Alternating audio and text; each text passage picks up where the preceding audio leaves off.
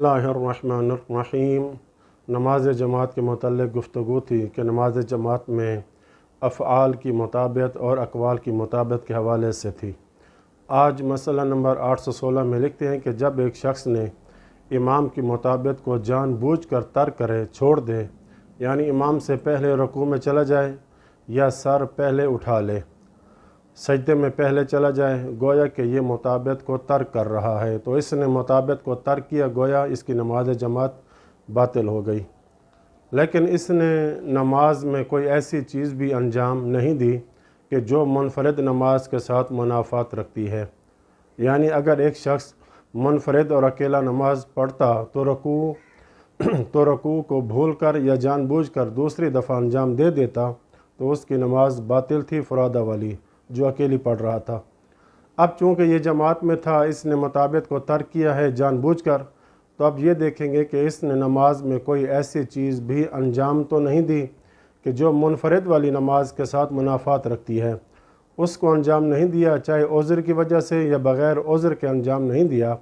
मसलन रुकू वग़ैरह है, अंजाम नहीं दिया, और साथ मुताबियत को भी इसने तर्क किया है। तो यहाँ पर आयतुल्लाह सिस्तानी लिखते हैं कि ये अपनी इस नमाज को फ़रादा की नियत से तमाम करेगा और इसकी यही नमाज सही होगी, अगरचे जमात इसकी बातिल हो गई है।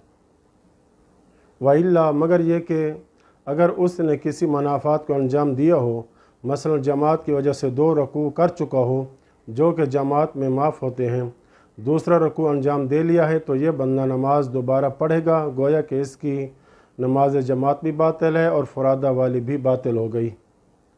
जैसा कि मिसाल के तौर पर एक शख्स ने इमाम से पहले रुकू में चला गया जबकि इमाम की अभी क़िरात ख़त्म न हुई थी। ये मामूम साहब रुकू में चले गए और इसने अपने लिए क़िरात भी नहीं की क्योंकि वो नमाज जमात में था, यानी अपनी भी क़िरात नहीं की जो फ़रादा वाला शख्स पढ़ता है, और इमाम की क़िरात भी मुकम्मल नहीं हुई तो ये रुकू में चला गया, तो गोया कि कहा जाएगा कि इसने क़िरात को जानबूझकर छोड़ा है, और जानबूझकर क़िरात को छोड़े तो उसकी नमाज बातिल हो जाती है। क्यों बातिल है? क्योंकि इसने उस चीज़ को अंजाम दिया है कि जो मुनफरिद नमाज को भी बातिल कर देती है।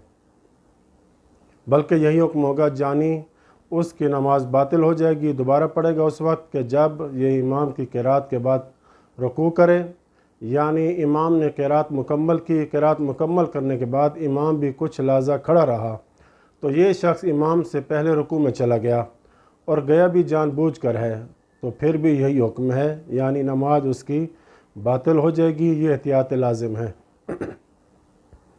अब सवाल यह है कि एक शख्स मुताबियत को जानबूझकर तर्क किया था, यानी इमाम से पहले रुकू में चला जाए जानबूझकर, इसके बाद इसका प्रोग्राम बन गया कि मैं दोबारा इमाम की मुताबियत में जाता हूँ, यानी पीछे आता हूँ, तो यहाँ पर आयतुल्लाह सिस्तानी लिखते हैं कि अब इसके वापस आकर मुताबियत करना और जमात की तरफ पलट आना जायज़ नहीं है।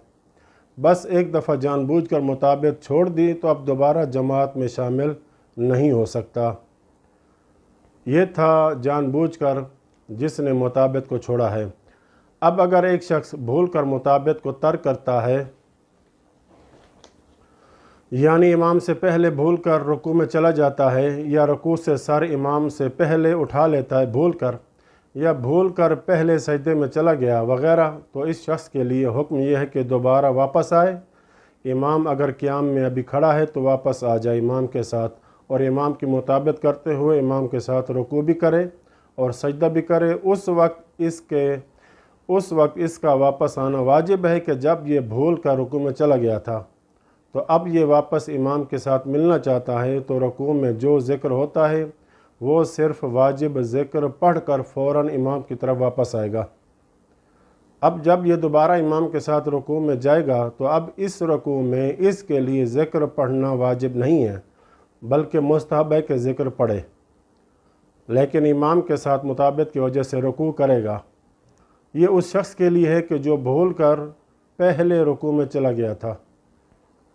अब अगर वक्त कम है, ये ज़िक्र रुकू पढ़ेगा तो इमाम भी रुकू में आ जाएगा, तो फिर इसके लिए ज़रूरी है कि वहीं रुकू में खड़ा रहेगा यहाँ तक कि इमाम भी इसके साथ मिल जाए तो दुरुस्त है।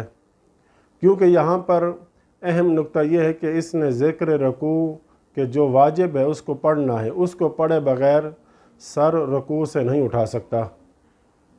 آگے لکھتے ہیں اگر ایک شخص جان بوجھ کر مطابقت نہیں کرتا، امام ابھی قیام میں ہے، اس نے رکوع بھی کر لیا اور ذکر رکوع بھی پڑھ لیا، لیکن پھر بھی امام کھڑا ہے، تو یہ شخص جان بوجھ کر امام کی مطابقت نہیں کرتا، تو احتیاط لازم ہے کہ اس کی جماعت باطل ہو جائے گی۔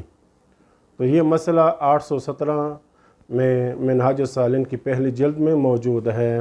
وصلی اللہ علی محمد و اہل بیتہ الطاہرین۔